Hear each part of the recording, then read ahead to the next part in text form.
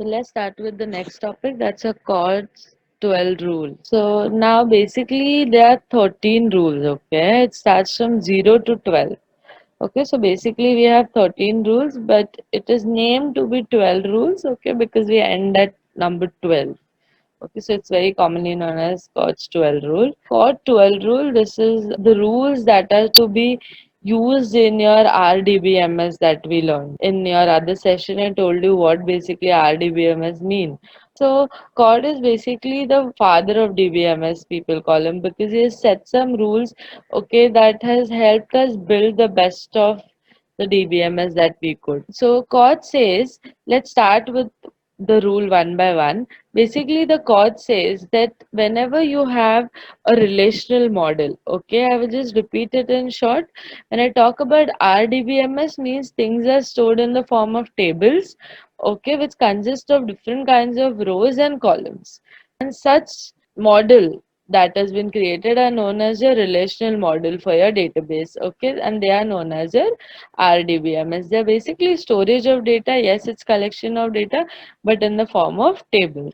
So let's start with your number one rule. That's rule number 0, that says the foundation rule. The foundation rule says that the system must follow your relational capabilities. So the CORD rule 0 says that let's merge 0 and 1 together first. Okay, in your CORDS rule of information rule, it is said that the data must be stored in the form of table, right? As we said, relational database is stored in the form of tables, and table consists of rows and columns. So the foundation rule says whatever capabilities your RDBMS may provide, those relational capabilities has to be entirely followed by your RDBMS. Now, what rules it exhibits, all of those capabilities should be there in your RDBMS database that you are creating.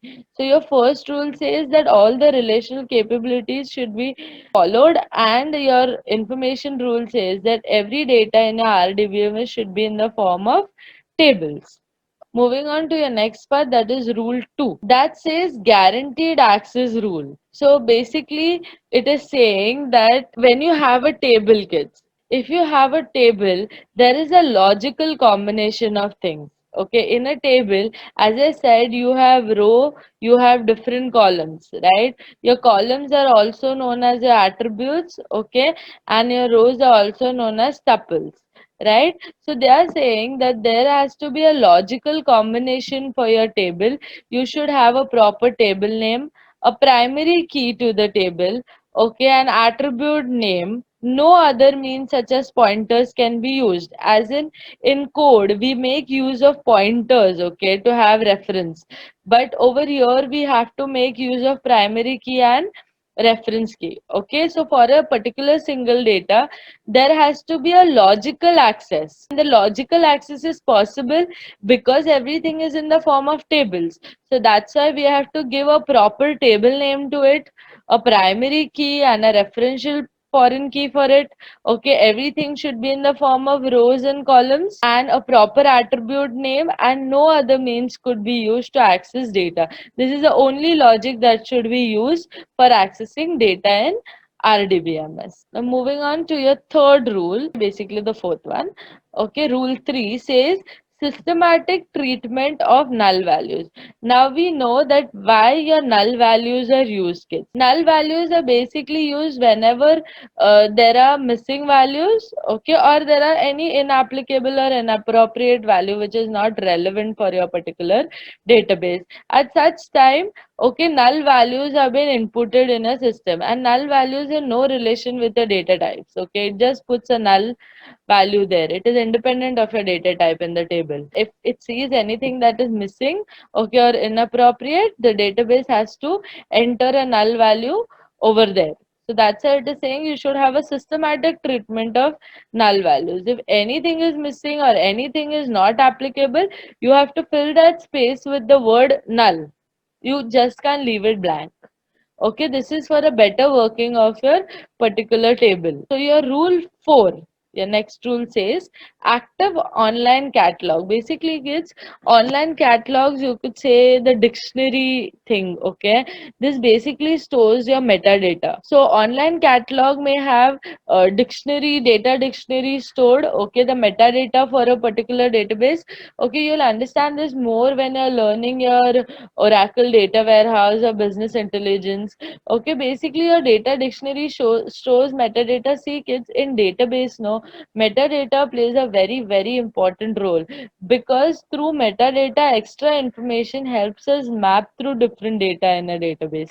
So these online catalogs can consist this data dictionary, and the data has to be accessed by an authorized user and in the query language that is supported by the database.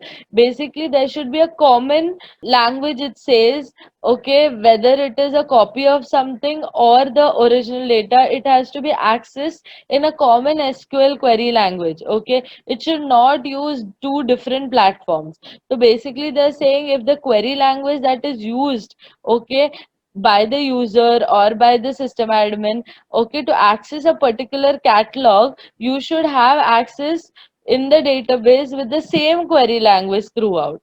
Okay, you can't use different languages at different place. So there are some fixed rules for RDBMS. If I have kept, say, a data dictionary or a catalog of a particular database, the access to that particular catalog should also be in the same way, the way I access my DBMS. It should not be changed. Okay, my rule 5 says comprehensive data sub language rules.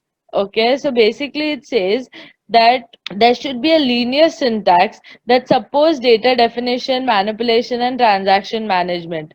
Okay, so they are saying that you, as I told you in the previous one, the catalog which I store, okay, there has to be a syntax that is being used. So there has to be languages that is being used everywhere commonly.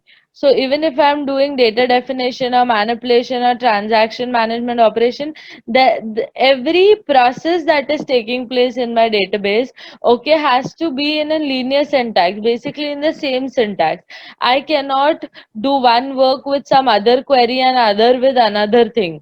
Okay, the way in coding, we can merge two different things for a particular working, but this is not supported by your RDBMS here.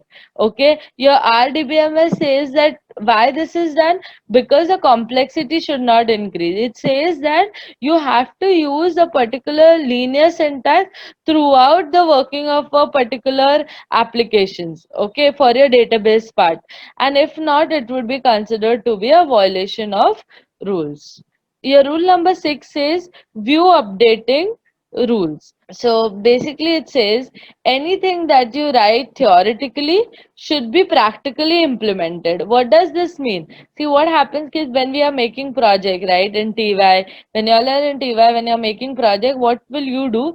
Initially, when you come to me, okay, suppose if I'm your guide, if you come to me and you tell me, oh ma'am, I have thought this parts in my system and I'm going to include AI and I'm going to do this and I'm going to include machine learning into my system. It is very easy to talk about a system theoretically. So whatever rules that code is made says that whenever you talk about something, okay, about a system, when you talk about it theoretically, it has to be compulsorily or mandatorily practically implemented. Okay, you cannot frame a sentence which is not practically implemented. Okay, so this is what the rule 6 says. And moving out up to your rule number 7, that is high level insert, update, and delete rule. Okay, so they are saying that your RDBMS must allow insertion, updation, and deletion in higher levels. Okay, this must not be limited to a particular row. Basically, एक single row के लिए हम insertion, updation, and deletion हमें नहीं करना है. We basically have to support something also on the complex level. Okay, so basically, if it's a union, if it's an intersection, or logical operations that we say, right? Relational operations that we say. Whenever you have this logical operations, it should support, basically your RDBMS should support insertion and updation and deletion also to these logical operation, okay, wherever these sets of data or these records have been stored. It should not be limited to a single row or record. That's why it's known as high level, because it should update, delete and insert even on the single row and also in the logically complex tables. Okay, your rule number 8 says physical data independence.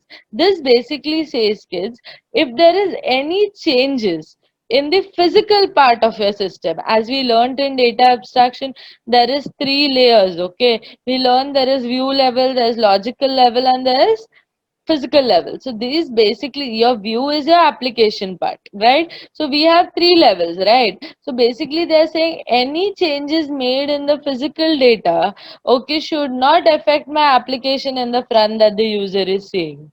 Okay, so the RDBMS says the changes that is done in the physical, obviously it should be viewed by the user, but should not affect the logical working of that application. So that's why it says that any changes in the physical data or the data in the physical level should be independent of the application that the user accesses.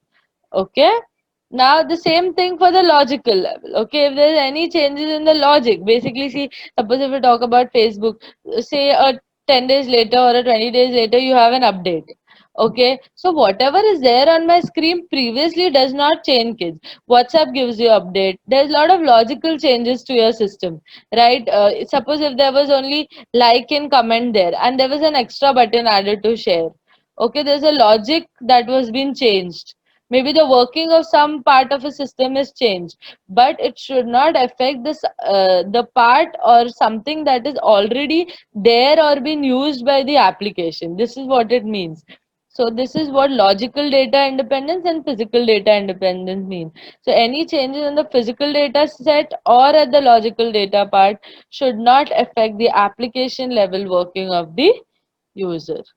Okay, your rule number 10 says your integrity independence. So basically, it says that your application that is there should be independent of the database that is there. All its integrity constraints can be independently modified. So we are saying that जो भी हम data में changes करते हैं, okay, and whatever constraints we have applied to your database, obviously should not affect the user's expectations or the working part.